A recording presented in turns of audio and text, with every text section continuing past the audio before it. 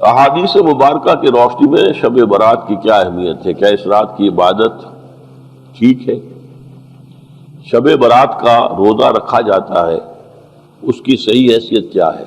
شب کا روزہ تو کبھی ہوتا ہی نہیں، یہ آپ نے شب برات کا روزہ کیسے لکھ لیا؟ شب رات کو کہتے ہیں نا، شب برات جو ہے اس کو کہا گیا ہے اس لیے کہ ان کا خیال ہے کہ اس رات میں اللہ تعالیٰ بہت سے لوگوں کو اس کا کو بخشتا ہے۔ برات، اللہ تعالیٰ جہنم سے ان کو رستگاری عطا فرماتا ہے۔ اس کے ضمن میں جو صحیح احادیث ہے صرف ایک ہے، اور وہ یہ ہے کہ حضرت عائشہ صدیقہ رضی اللہ تعالیٰ عنہ بیان کرتی ہے کہ ایک روز حضور کی میرے ہاں شب باشی کی باری تھی، لیکن میری رات کو آنکھ کھلی تو حضور نہیں تھے موجود، تو مجھے تشویش ہوئی کہ آپ کہاں گئے؟ تو میں ڈھونڈتی ہوئی وہ یا کسی اور کو آپ نے بھیجا، بہرحال مجھے پوری تفصیل یاد نہیں ہے، تو معلوم ہوا کہ آپ جنت البقیع میں گئے ہوئے ہیں اور وہاں پر استغفار کر رہے ہیں اللہ سے، اور تمام جو بھی وہاں پر مردے دفن ہیں ان کے لیے مغفرت کی دعا کر رہے ہیں۔ بس یہ ثابت ہے۔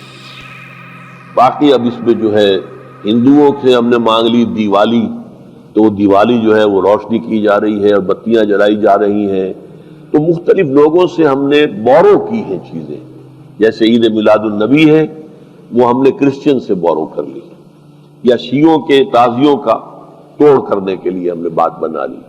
اب اس میں جو ہے روشنیاں کی جا رہی ہیں، یہ دیوالی کا گویا کہ ہم نے توڑ فراہم کیا ہے یا اس کی نقل ہم کر رہے ہیں، یہ چیزیں نہیں۔ البتہ نماز رات کی عبادت تو ہر رات میں بہت اعلیٰ ہے۔ چلیے اگر اور دنوں میں نہیں ہوتا، اس رات کو آپ کو، کیونکہ حضور نے بھی استغفار کیا خاص طور پر جا کر جنت البقیع میں، تو اگر آپ بھی کریں، نماز پڑھیں اور استغفار کریں تو کیا ہے، بہت اچھی بات ہے، اس میں تو کوئی حرج کی بات ہے ہی نہیں۔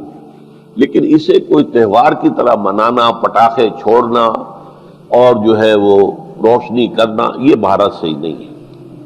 روزہ بھی چونکہ 15ویں شب ہوتی ہے، 15واں دن ہوتا ہے، پھر اس اعتبار سے حضور کے معمولات میں تھا کہ آپ ہر مہینے کی 13، 14، 15 تاریخوں میں روزہ رکھتے تھے۔